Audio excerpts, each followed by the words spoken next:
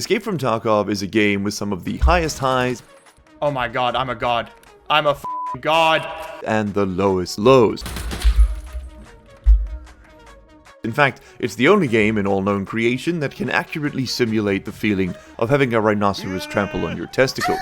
I've played a few seasons of Tarkov in the past, but this one I decided I would do with someone else. In fact, we're bringing on the king of Tarkov tramples, Deadpine FPS.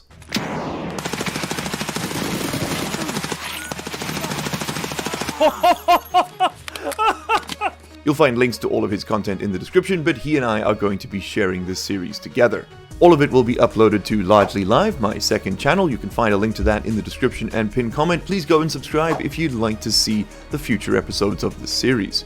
Despite Tarkov's nature as an emotional roller coaster, we've decided to make it a little bit harder.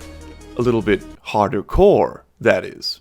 These will be the rules for this wipe. Rule number 1. You must delete all starting items in your stash. This is very important, except we are allowing ourselves to keep a melee weapon, just so that if we die during a raid, we can go and do factory runs while the other guy gets out. Doesn't waste any screen time. Rule number 2 states that you cannot buy equipment other than containers, maps, flares, and special items from the traders. Special items are like markers for quests and signal jammers, that sort of thing. Anything with the special tag on the icon.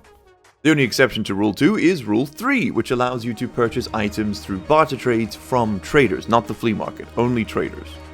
Rule 5 allows you to exchange rubles for dollars and euros. Not that you can spend those either, mind you.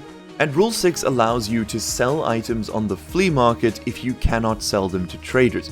This is mostly just for keycards. They've removed the ability to sell them to the traders this wipe, so we kind of have to have a way to get rid of that violet card if we happen to have one.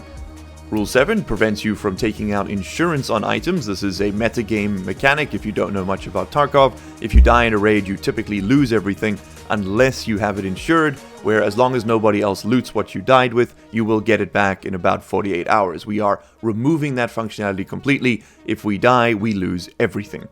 Rule number 8 covers the container. For those of you who don't know much about Tarkov, the container is kind of a little safe spot you can put in your inventory, where you can store items that you don't want to risk losing if you die. For example, keys or medication, this is what it's really useful for. In our case, we are limiting what you can put in there. For example, 8.1 states that only unidentified keys may be placed into the pouch during a raid. This is really important. If you know what a key is, you can't stash it. You have to have not found it before, or at least not identified it before, in order to store it. This just adds a bit of fun gamba to the whole situation, where you'll have 3 or 4 keys that look identical in silhouette, and you've got to decide which one you want to keep, because you don't know which is which. Rule 8.2 is pretty straightforward. It allows you to use the pouch to hold items temporarily while in raid, but you can't really move around while doing so. Think of it like holding a bottle of juice in your hands. Tarkov doesn't let you interact with things in the world like that, so you need to pick them up in order to eat them or drink them, and this just lets you do that if you've got space. Then finally, as for what you can put in your pouch container, only keys, cash, maps, and containers that hold these items may be placed into the pouch container while in the stash and then taken into a raid. You can't loot those things into your pouch during a raid. Just something to think about. And finally, no scav raids allowed. No crutches. You want something, find it yourself. At least that's the rule set we're playing for.